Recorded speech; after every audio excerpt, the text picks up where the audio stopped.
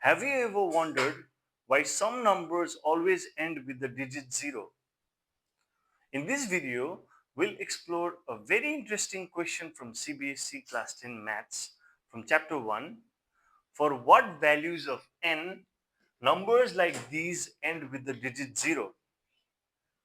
So, using simple logic and patterns in powers, we'll solve these questions in an easy and exam oriented way. So let's begin. Alright, when you see a question like this, for which values of n, numbers like these end with the digit 0, where this n belongs to natural numbers. So n can be, n can, n will, n can have the values 1, 2, 3, 4, like this. So these are natural numbers, right? So whenever you think of a number with the digit n digit 0, for example, a number like this, 100, 60. So you see these four different numbers, although there are infinite numbers with the last digit 0, right? So this one can be written as 11 into 10, or this is 425 into 10, 10 into, and 66 into 10. So what am I trying to show is that every number whose last digit, whose n digit is 0, is a multiple of 10, right? So if it is a multiple of 10, then when you prime factorize the number, means when you show that this number is a product of prime numbers, this will, you'll have to prime factorize this also. But just look at the 10. This is 6, you prime factorize as 2 into 3, but for 10 it is 2 into 5. So prime factorization of 10 is 2 into 5. So for every prime factorization of 10, you'll have the factors, prime factors 2 and 5. In the front here, for this one it is 2 and 5. For this one you'll have to check what are the prime factors. For this one 11 is the only one. But the more important point is that every number whose last digit is 0 is a multiple of 10. That means when you prime factorize the number, you will have 2 and 5 as prime factor, 2 and 5 as prime factors. Other prime factors may or may not exist, but these two will be there. This is the thing. Okay. So if a number ends with the digit 0, in the prime factorization, the prime factors 2 and 5 must be there. Both must be there. So let us check this number. So 5 to the power n means 5 is being multiplied how many times? N times. Remember, the power does not create any new factors. It simply means that the same number is being multiplied that many times. So do you see 2 here? You only see 5 is being multiplied n times. There is no 2. So there is no 2 into something like this. Okay.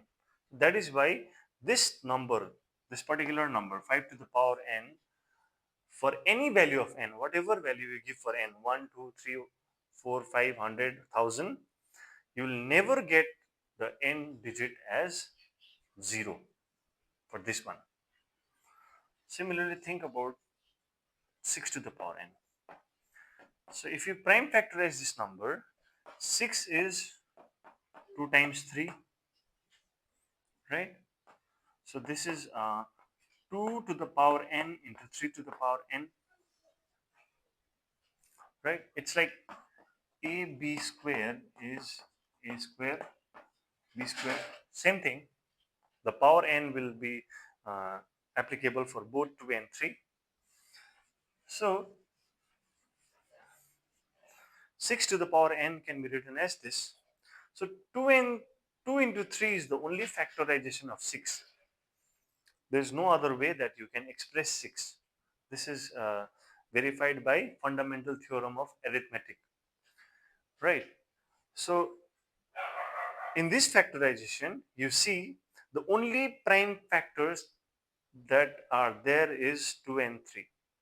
2 how many times? N times it's being multiplied. 3 is being multiplied with itself n times. So there is no 5. So because you don't see 5 here, so therefore this number will also not end with the digit 0 for any value of n. So in this case, because 2 was not present, that's why it will never end with the digit 0 for any value of n. In this case, 5 is not present, that's why this number will also not end with the digit 0 for any value of n, whatever value you give to n. If you say n is 3, for example, if n is 3, that means what? It's 2 into 3, 2 into 3, 2 into 3. So, giving values to n simply means, you're extending number of 2's and number of 3's. So no new prime factor is being generated, especially 5, which is required here. So that's why this one ends with the digit 0. So I hope by now you are getting the answer for others also, like let's say 12. So 12 to the power n, if you prime factorize this, 12 is 2 into 2 into 3 n, that is 2 square, 2 is a 4, 4 3 is a 12. This is the prime factorization of 12. 2 to the power 2n into 3 to the power n. So if you try to open this number, expand this number, you see that the prime factorization of 12 to the power n is this 2 to the power 2n into 3 to the power n. So 2 is being multiplied how many times with itself? 2n times. Likewise, 3 is being multiplied with itself for n times. So here also you don't see 5 even once, not even once, right? So that's why this number is also not going to end with the digit 0 for any value of n. Whatever n you give, this will never end with the digit 0 because 5 is not present. So 15, 8, 15, 5 into 3, prime factorization of 15. So 5n into 3n. So here you don't see 2, that's why this number will also not end with the digit 0. So I hope you can do for 8 to the power n. So this is how it works. So I hope you understood the solution, and whenever you see this kind of problem, from now on it won't be any you won't find it difficult to solve. That's it for now. See you in the next video. Thank you. One thing I forgot to inform you, in fact mention, is that there is a short trick to solve this question. The short trick is that if the number is an odd number like 5, 15, so odd number to the power n where n is a natural number, so they will never end with the digit 0 for any value of n. So if it is odd, straight away there is no value of n which the number will end with the digit 0. So that is the shortcut. So if it is even, only then if it is even you need to check. So even, so though it is even, so I guess you can prime factorize even numbers, right? So in that prime factorization, even means 2 will be there as a prime factor. You just need to find 5. So if 5 is present in the even uh, numbers like this, then it will end with the digit 0, 2 and 5, right? 2 will already be there. If the number is even, you just need to find 5. For odd numbers, it will never end with the digit 0. So that was it. Now, yes, I am closing my class here. Thank you.